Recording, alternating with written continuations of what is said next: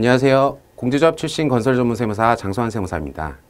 이번 시간에는 건설업 이외의 사업을 영위하던 법인, 즉 겸업법인의 건설업 면허 등록 요건과 절차에 대해서 알아보겠습니다.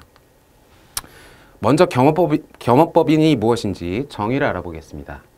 우리가 쉽게 서비스업이나 제조업을 영위하던 법인이 건설업 면허를 내는 경우도 역시 당연히 건설법인이지만 주의하실 점은 건설산업기본법상의 건설업, 즉 종합건설업, 전문건설업, 설비건설업이 아닌 전기공사업, 통신공사업, 소방공사업을 영위하던 법인도 역시 겸업법인에 해당한다는 점을 주의하셔야 합니다. 이 겸업법인의 건설업 등록 요건 역시 4가지인데요. 시설법인과 마찬가지로 자본금, 기술자, 사무실, 보증가능금액 확인서 4가지입니다.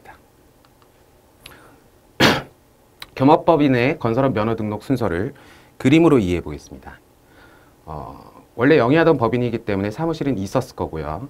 먼저 등록하려는 업종에 맞게 납입자본금을 증자를 하셔야 합니다. 증자를 하고 이 증자된 금액에 대해서 이사의 결의를 통해서 별도 예금으로 예치를 하셔야 되고, 이 별도 예금은 30일간 평균 잔액을 유지하셔야 됩니다. 이 사이에 기술 인력을 채용하시면 되는데요. 기술 인력은 상시 근무하는 자만이 인정되고 겸직의 경우는 인정되지 않는다는 점을 주의하시면 됩니다. 30일이 지난 후에 기업 진단을 받으시면 되고요. 공제조합에 출자를 하시는데 신용평가 등급이 CC등급 이상인 경우에는 20%, C등급인 경우에는 25%를 출자를 하고 보증가능금액 확인서를 받으시면 됩니다. 여기까지 완료를 하시면 사무실, 자본금, 기술자, 보증가능금액 확인서 4가지를 충족하셨기 때문에 관할 시군구청에 가셔가지고 건설업 등록 신청을 하시면 되는 것이고요. 등록증이 나온 이후에 세무서에 가셔서 사업자 등록증 정정 신청을 하시는 걸로 마무리가 됩니다. 겸업법인의 자본금에 대해서 좀 더 자세히 알아보겠습니다. 주의하실 점은 납입자본금, 즉 등기상 자본금입니다. 납입자본금과 실질자본금이 업종별 기준 자본금 이상이어야 한다는 점입니다. 겸업법인의 진단기준일은 건설업 등록 신청일이 속하는 달의 직전월 말일이 됩니다. 예를 들어서 9월 13일 날 건설업 등록 신청을 하신다라고 가정을 하면은 8월 말일, 즉 8월 31일이 진단 기준일이 되게 됩니다. 그리고 납입자본과 실질자본은 유무상 증자를 통하거나 또는 잉여금 유보를 통해서 업종별 기준자본금 이상을 충족하셔야 된다고 보시면 됩니다. 또한 예금 등의 평가는 진단기준일 잔액과 진단기준일을 포함한 30일간의 평균 잔액 둘을 비교해서 작은 금액으로 평가하도록 하고 있습니다.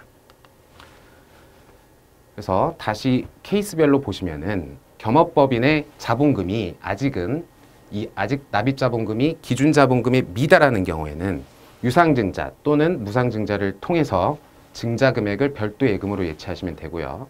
납입자본금이 이미 기준자본금 이상을 충족하고 있는 경우에는 증자 또는 이익잉여금 유보 둘 중에 선택을 하신 후에 이 유보액을 별도 예금으로 예치하셔야 합니다.